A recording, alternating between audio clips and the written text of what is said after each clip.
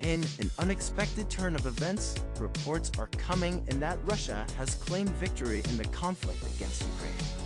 But what does this mean for the world? Experts are weighing in, but questions remain. Developing story. What are your thoughts? Drop a comment below. Most Russian banks have been blocked from the SWIFT global payment system. Also, many major brands have pulled out of Russia. Russian domestic production has come to a complete standstill. Now, Russia's economy took a hit from sweeping Western sanctions. Moscow is warning that inflation could hit 23% this year, and the economy is expected to sink into recession as well. The economy in Russia is in free fall. After the Russia-Ukraine war, Russia has become the richest country in Europe.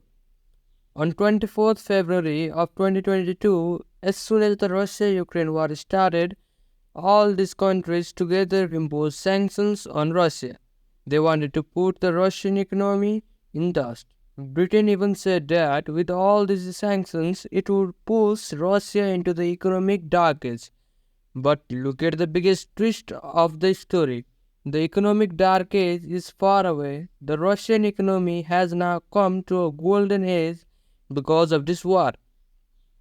Do you know that as soon as Russia started this war, it made a direct profit of $12.5 trillion.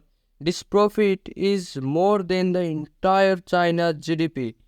And yes, I am not exaggerating at all. Russia has made a bigger profit than China's GDP only because of this war. We will understand this in detail today.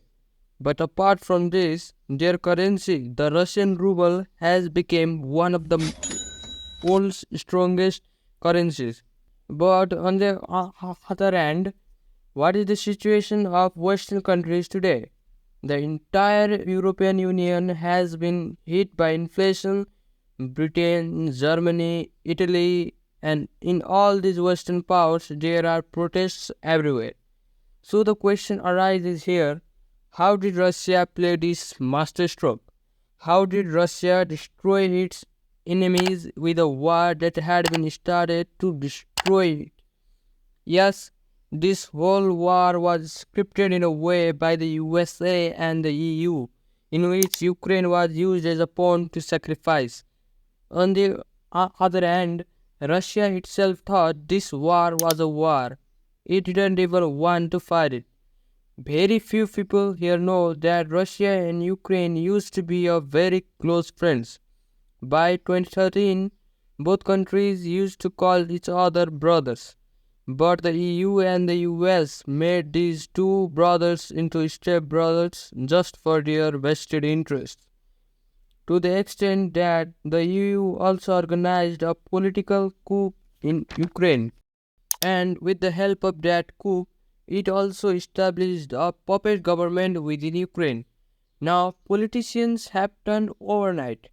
But people of Ukraine, how did they change their mindsets? Well, in 2015, a TV serial called Servant of the People was released, which changed the fate of Ukraine forever. Now, what was in that TV serial? We'll talk about it later. But in my opinion, the Russia-Ukraine war has become the most misunderstood war in the world. To what extent is it scripted by the US and the EU? And how the real reality is far away? Today, I am going to tell you exactly this. So, let's begin. So, as soon as the war started, European countries and the USA imposed fuel and economic sanctions on Russia. To collapse the Russian economy, they imposed SWIFT payment systems on Russia, meaning they imposed a ban on Russia on using dollars. But Western countries forgot that they were heavily dependent on Russia for these three major things. And Russia quite strategically used those three things and attacked the root of the USA and the EU. Number 1. Fuel. Europe receives staggering 45% of its oil and natural gas directly from Russia. As soon as the war started, according to the IMF, as Europe couldn't buy oil from Russia, their 80% of oil and natural gas was cut off overnight. As a result, the prices of oil and electricity in those countries started skyrocketing overnight. According to the IMF, these prices become 15 times more expensive. For example, the LNG that was previously available at 75 euros per megawatt hour has now suddenly increased to 350 euros per megawatt hour. And number 2, minerals. If you look at this list of OECD, all these minerals were supplied to Ukraine by the West.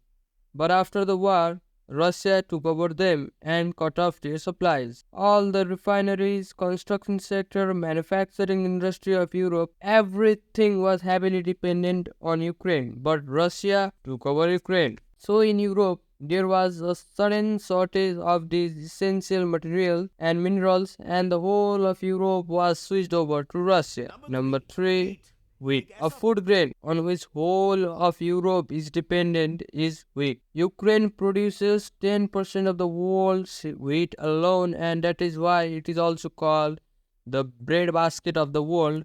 Similarly, Russia is the third largest wheat exporter in the world. With wheat, Europe is dependent on Russia and Ukraine for vegetables, oil, cereals, and a lot of food and drink. But for utmost element for agriculture, fertilizer is not being able to be achieved by European farmers because of this war. And as Russia has a monopoly of making fertilizer, the situation in Europe has become such that today food has disappeared and the stove that cooks food has also disappeared. According to report, 0.8 million people were undernourished in Europe, but after this war, the number has reached to 1.3 million. And there were strong pro-Russian sentiments. As of this, Russia and Ukraine were like brothers. But as time passed, Western Ukraine came in Western influence, like of European countries. But even now, in eastern part, Russia has a strong hold. But in 2014, there was a new tunnel which made Ukraine Russia's forever enemy. No, it's not Crimea. It was actually a political turmoil that ruined their relations. In 2013, West invited Ukraine to sign a free trade agreement. With this, Europe would get zero tariffs on raw material, and secondly, they would have a direct access to a new market. But due to Ukrainian President Viktor Yanukovych, this didn't happen. But he joined Russia's Eurasian Economic Union. So as soon as Ukraine joined this group, West countries felt bad and decided they would manipulate Ukraine. First of all, they influenced Western Ukraine and protested in entire Ukraine. Seeing this, President Viktor had to accept defeat and surrender the government to a protesting party, European Solidarity, Petro Poroshenko, who was leading protests. Meaning, so-called democratic West countries had a coup of democratically elected government through illegal funding. After this, Viktor had to flee to Russia to save his life. Now, if you observe carefully, the political party protesting in Ukraine is called European Solidarity. Sounds interesting, right? Political party of Ukraine, but name of Europe. This clearly shows how much this party is pro-West. As soon as Petro became president, he first fulfilled his promise to Europe. Basically, he signed the Ukraine-European Union Association Agreement, a free trade agreement. Then, Europe got whatever it needed, like raw materials from Ukraine at low cost. You can understand this from where, before 2014, Russia was biggest trading partner of Ukraine.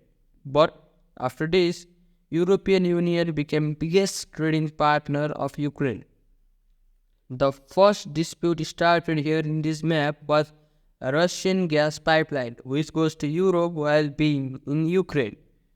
Russia used to pay rent for this. In fact, even after war for past 2 years, Russia has been paying rent of $1 to $1.5 billion to Ukraine. But after coming into power, Petro demanded that Ukraine should be given 51% ownership of this pipeline. In response to this, Russia asked Ukraine to repay the bill of natural gas, and from this point, relations started to get tight.